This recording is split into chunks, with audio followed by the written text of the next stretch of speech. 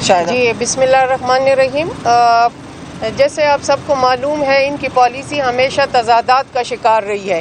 ایک طرف تو کے پی کے کی حکومت، آپ دیکھیں آج کا بیان ہے جو کہ چیف منسٹر نے کہا ہے کہ ہم کے پی کے کی حکومت کو برقرار رکھیں گے اور 5 سال پورے کریں گے۔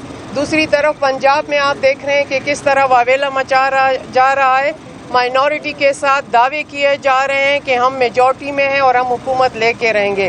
آپ کو پتہ ہے کہ آخری دم تک انہوں نے کیا کیا، تمام اداروں کو جس طرح انہوں نے اپنی پالیسی میں ان کی انسرٹنٹی تھی، 4 سال انہوں نے تمام اداروں کو اپنے ارد گرد انہوں نے ایک دائرہ بنایا ہوا ہے اور اس کے گرد یہ گھومتے رہے، کسی کو بھی کام کرنے نہیں دیا گیا۔ اب جو حکومت آ گئی ہے الحمدللہ آپ نے دیکھا ہے کہ کل شروع دن سے کس طرح ایک استحکام پیدا ہوا۔ آپ نے ڈالر کو دیکھا ہے کہ ڈالر کتنا نیچے آ گیا، آپ کا اسٹاک ایکسچینج میں کتنا پوائنٹس اس کی گروتھ شو کی گئی ہے، اور الحمدللہ باقی ممالک سے جس طرح شہباز شریف کی قیادت پہ سب مل کے ان کو مبارکباد دے رہے ہیں، تو یہ چیزیں ہیں جو ملک اور قوم کو آگے کی طرف لے کے جا رہی ہیں۔ ان کا کام انتشار پھیلانا ہے۔ ابھی منحرف اراکین کے حوالے سے جو انہوں نے ریفرنس بھیجا ہے الیکشن کمیشن کی طرف، وہ کسی طور پہ آئین اور قانون کے متقاضی نہیں ہے، وہ خلاف جا رہا ہے اس کا۔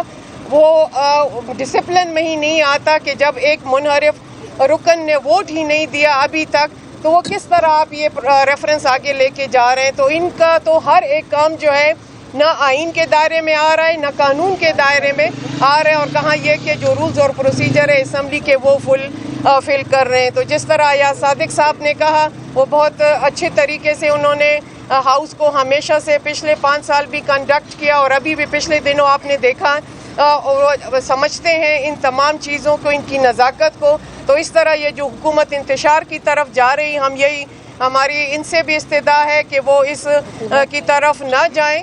جو پی ٹی آئی ہے اب حکومت نہیں رہی، لیکن جو سابقہ حکومت ہے جس طرح اراکین کو ڈرایا دھمکایا جاتا ہے، اس کی ہم سخت مذمت کرتے ہیں، اور ہماری یہ استدعا ہے ان پی ٹی آئی والوں سے، ان کے حکمران جو پچھلے رہے ہیں، کہ وہ اس انتشار سے بچیں اور یہ قوم و ملک کا مزید وقت ضائع نہ کریں۔ Thank you. میں ایک چیز اور کلیریفائی کر دوں،